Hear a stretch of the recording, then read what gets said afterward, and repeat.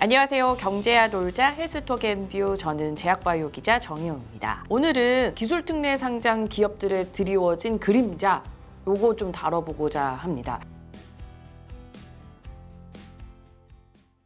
결산 시즌이 되면서 이 기술 특례로 상장된 바이오 기업들 중에서 감사 의견 거절이 나오거나 아니면 그 이전부터 좀 관리 종목으로 지정되거나 하는 등 좀 악재가 많습니다. 이런 갑작스러운 악재 때문에 이렇게 투자한 이 주주들도 굉장히 좀 마음이 무거울 것 같은데요.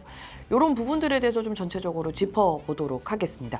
먼저 기술특례 상장부터 짚어볼게요. 기술특례 상장은 2005년에 도입이 됐는데요. 기술력은 우수하지만 그 재무 요건을 충족하지 못하는 혁신기업이 이 자금을 유치해서 성장할 수 있도록 돕자라는 취지로 만들어진 제도입니다. 기술특례 상장 1호 기업이 어딘지 아십니까? 바로 헬릭스미스입니다. 약간 시장에서 약간 이슈도 많았던 기업인데요. 현재 지금 기술특례 상장된 기업이 213개 집계되고요. 이 중에 바이오 기업이 110개나 됩니다. 거의 절반 정도죠. 이 기술특례 상장 같은 경우에 2005년에 제도가 만들어졌지만 사실상 활성화되지는 않았어요. 근데 2014년에 그 기술특례 상장에 대한 업종 제한을 폐지하면서 다양한 기업들이 시장에 들어올 수 있도록 문을 열어줬고, 이때부터 많은 기업들이 코스닥 시장에 들어오게 됩니다. 특히 바이오 기업들이 많이 들어오게 되는데요. 수치로 살펴보면 2015년에 10개나 됩니다. 그리고 2016년은 9개. 2005년부터 2014년까지 기술특례 상장한 바이오 기업이 14개에 불과했는데 2년 만에 훨씬 이 숫자를 뛰어넘은 19개가 상장을 한 겁니다. 그 이후로는 사실은 문이 열려지고 많은 기업들이 들어오면서 많은 그 문제들도 발생하기 시작을 하죠. 이게 좀 점차 나타나고 있는 것 같은데요. 올해도 그 결산 시즌을 끝나고 외부 감사인으로부터 감사 보고서 의견 거절을 받은 이 기술특례 상장 바이오 기업이 3곳이 나왔습니다. 셀리버리, NK맥스, EDGC인데요. 셀리버리는 2년 연속 지난해에도 감사 의견 거절을 받았고 올해도 감사 의견 거절을 받았습니다. 그 사유를 살펴보면 기초 재무 상태표에 대한 감사 범위의 제한, 그리고 계속 기업의 중요한 불확실성, 투자 및 자금 거래의 타당성 및 회계 처리의 적절성, 그리고 그 경영자 주장에 대한 감사 증거 미확보고요.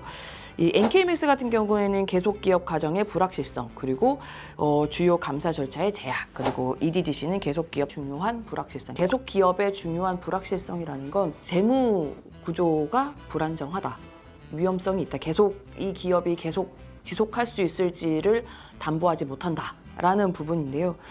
일단 셀리버리 같은 경우에는 2년 연속 감사 의견 거절을 받았기 때문에 이 신청 기한인 4월 12일까지 이 신청을 했고요. 이 신청 이후에 2022년에 그 외부 감사인이 감사 의견 거절한 사유 있잖아요. 이 사유와 병합을 해서 기업심사위원회에서 상패 여부를 결정을 합니다.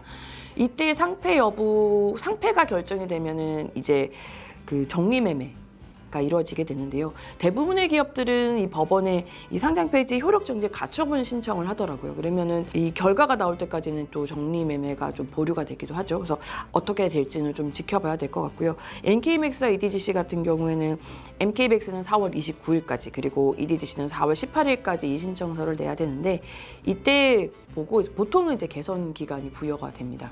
이 개선 기간이 부여되고 다시 재심사할 때까지는 주식 거래가 정지되죠. 그래서 지금 약간 조금 우울한 상황이라고 보여지고요. 이 외에 관리 종목으로 지정된 코스닥 기술특례 상장 기업 8개 중에 6개가 바이오 기업입니다. 시큐레터와 어센 에어로스페이스 이거 외에 올리패스, 파맵신, 셀리버리, 이노시스, NK맥스, 인트로메딕 이 6개가 관리 종목으로 지정되어 있어요. 셀리버리와 NK맥스는 얘기가 됐고요. 이노시스는 지금 이제 경영자들의 횡령 배임 이슈가 있는데, 이 외에 나머지 기업들은 다 이런 재무의 구조의 위험성 때문이에요. 그 재무 상황이 안 좋은 거죠.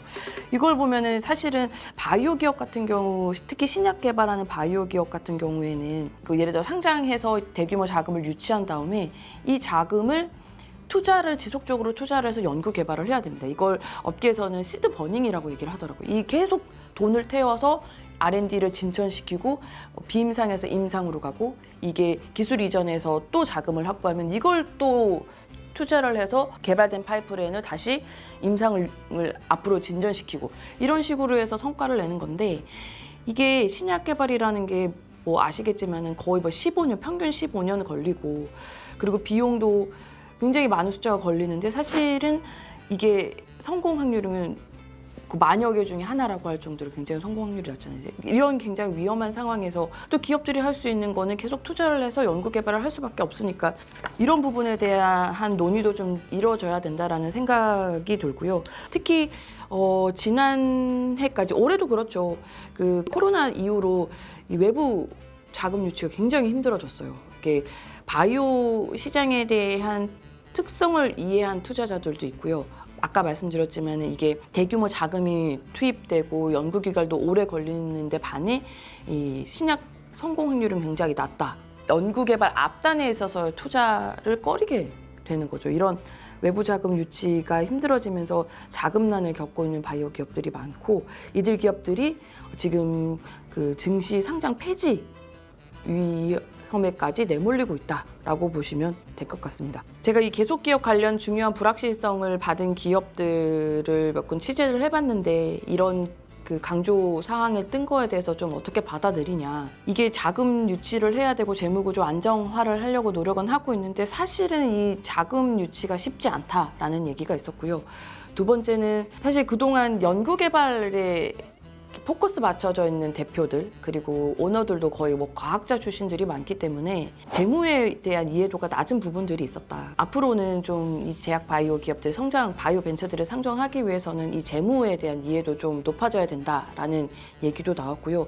반면에 앞에서도 말씀드렸지만 국내에서 바이오 벤처 하기에는 좀 이 시장의 규제 환경이 조금 너무 척박하다라는 얘기도 있어요. 좀 더 R&D에 집중할 수 있는 좀 규제 환경이었으면 좋겠다라는 바람도 있었습니다. 이 분기 보고서에는 안 나오지만 이 반기 보고서에는 또 감사 의견이 또 첨부 자료로 들어가거든요. 그때 보면 또 이 앞에 감조사항으로 얘기했던 게 어떻게 개선되어 있는지 여부도 볼 수 있어요. 이 계속 기업 관련 중요한 불확실성 기재 받은 기업들이 이 재무 구조나 이런 부분들을 어떻게 개선할지에 대해서 좀 봐야 된다라는 얘기를 하더라고요. 그래서 그때 또 외부 감사인들이 어떻게 평가하는지에 대해서 좀 관심 있게 지켜봐야겠다라는 생각도 들더라고요. 앞으로 조금 이런 자금난으로 인한 재무 구조 악화로 인한 좀 상장 폐지 위기 이 이슈는 당분간 조금 이어지지 않을까라는 생각이 들었습니다. 저도 지속적으로 팔로우 하겠습니다. 지금까지 경제와 돌자 헬스톡앤뷰 제약바이오 기자 정희영이었습니다. 고맙습니다.